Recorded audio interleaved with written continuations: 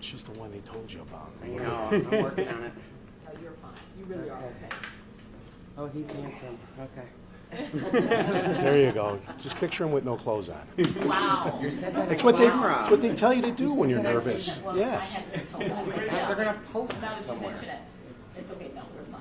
So, whenever you all are ready, can we get first, last names, things like that? Can Sure. we start from you, sir, Yes. on this side of the room? You start with first, last name, title, everything like that? Hi, Officer Antonio Pelayo, spelled Pelayo. Okay. And how long you been on the force? 5 years. Okay. Sergeant Edward J. Sullins, Sullins. Been on the department for 30 years. Okay. And you are field training officer? I'm Field Training Officer Christopher, Christopher, and I've been on 21 years. What first name should we use for you? Josephine. Okay. Okay. So. Or Josie, whatever you want. Everyone It's calls me. really up Yeah, to everyone you. calls me Josie. So. Okay, okay. Yeah, Fair enough. Josie Christopher. I love that. I love okay, that. good. We've all been called a lot worse. Yeah. Yes, Unfortunately. we have So- too, and they actually Yeah. like us. Yeah. You know what I mean? Where did you want to start? Let's start with from the beginning. I mean, I guess the initial call that you guys received for the shooting. Okay, so is it like we want him to step in the middle where the microphone? Oh, I'm gonna. Okay. Yeah, It's why up don't to you you. guys switch place? Just step in front of the mic. I'll start and then maybe you want to talk to. Okay, so we'll yeah. just rotate. Yeah. It's okay. It's not live. It's on tape. So Okay. Okay, so go ahead. Take us from the beginning. Yeah, so we got a call on the radio of a person shot, and thankfully we were actually pretty close, about 5 blocks from where it happened. So me and my 2 teammates were actually first on scene, and we arrived there and we saw this young man that was shot in his left thigh. There was a lot of blood. So at that point, I just acted. I had a tourniquet that I always keep right here on my vest, and along with Sergeant Sullins, I'm glad he was there too. We both actually went hands-on and we placed it on his left thigh, and I'm just glad everything worked out. So after that, we obviously called for the ambulance, and thankfully they arrived on scene about like maybe one minute after all of that. So. And what did the doctors say about the role you played? So I heard from some of the officers that were at the hospital who actually told them too that the officer that applied the tourniquet, they probably saved his life because he was bleeding out a lot. So. So that would be you. Me and him also. Yes. Is the tourniquet something that you all carry? Is that standard? It is if you've had the training also, and it just goes to say also too, I do want to say that we also do get pretty good training in this job also, and we all really do try our best to do the right thing here every day that we're working. We received LEMAR training through the Chicago Police Department, so that's why we were quick with medical kits, and we were able to jump in and help save this young man's life.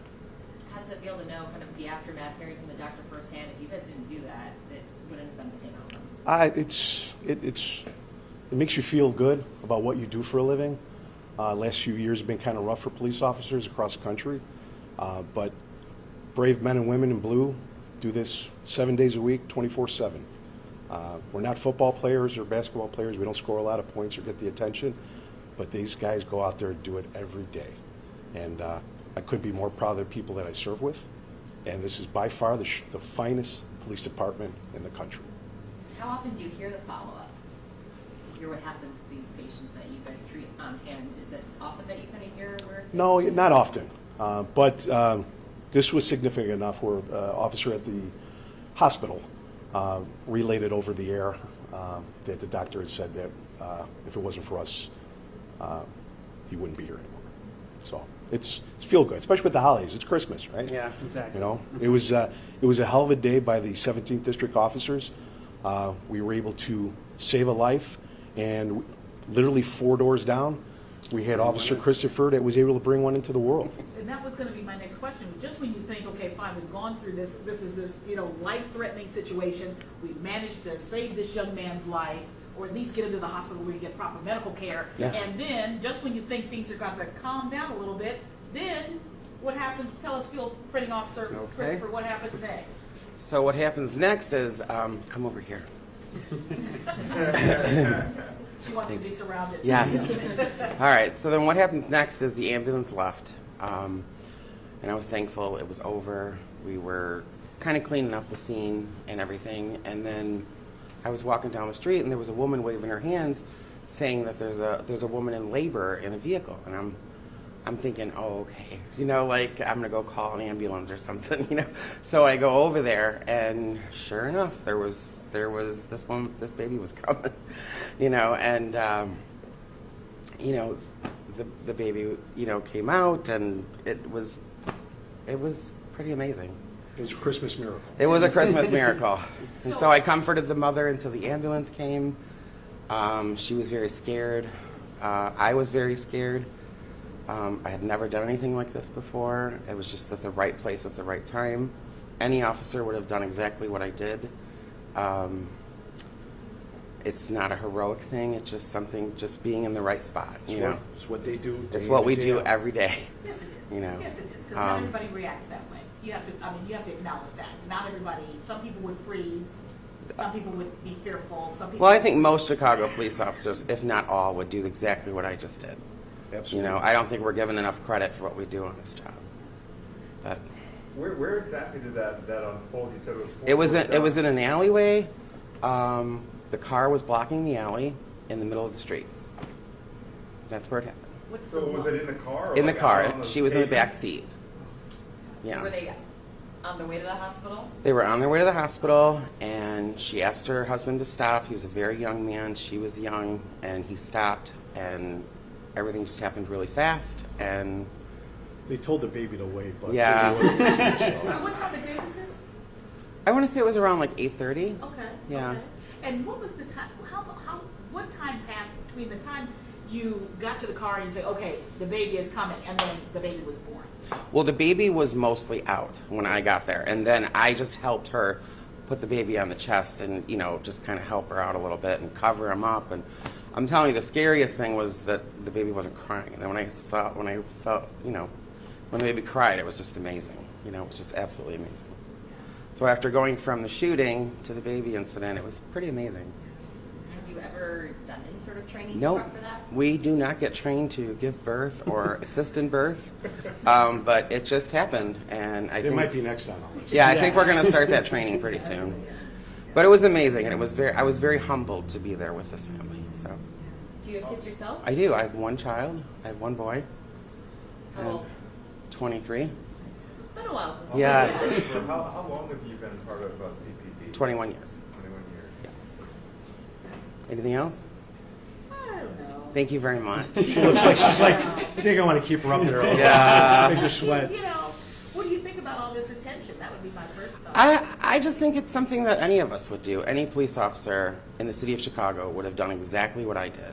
You know, I just happened to be the right place at the right time, leaving, going to my car.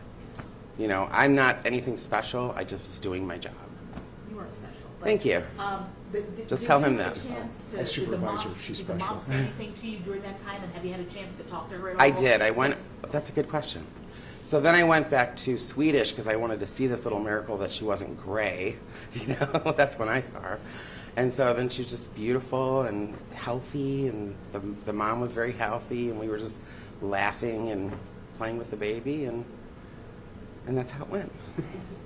How are you feeling now? Scared of the cameras in my face. Has the adrenaline rush of the ups and downs of that? Well, I day? just think it being Christmas and, you know, there's a lot going on in this world right now. That was just kind of an amazing thing to see, you know, and be a part of. Yeah. You know, officer, I don't know if you've got a chance to fully express Yes, he needs it. to explain more. Some more, but Great. just how does it? Just I know you're very obviously you're a very humble man. You are a public servant and you're committed to your craft, so to speak. But can you talk a little bit about what it's like to know that you literally saved someone's life? If I had to just sum it up for just one word, I just feel glad. I feel glad that everything worked out. As far as the feeling, you just get happy, right? You just feel good that you were able to be there at the right place at the right time, and you were able to help a person that was there in need. I also have kids too, and we all live in this city, so we do see a lot of bad things in our job every day, you know, that just comes with our job. But every now and then you have a really good day that you carry on for like the rest of your days as a cop. Yeah. And I'm just glad that it was all a pretty good day with a really good ending. I do want to give a quick shout out also to the members of the Chicago Fire Department that were also there, because none of this would have been possible also without their help, and all of the workers at the hospital that were also there that helped us out too. So Yeah, I was never so happy to see Yeah. the ambulance. seriously, Entire life, trust me. us too. So Officer, how long have you been? 5 years, sir. 5 years. Yes. All right. You know, Yeah. just so, and you may have already said, so pardon me if I'm asking Mhm. you the same question multiple times. So can you give an intersection of where the shooting was, where you helped this young man, and then the intersection of, or close to where the car with the Yes. woman- Wait, So this all happened. She's gonna- Okay.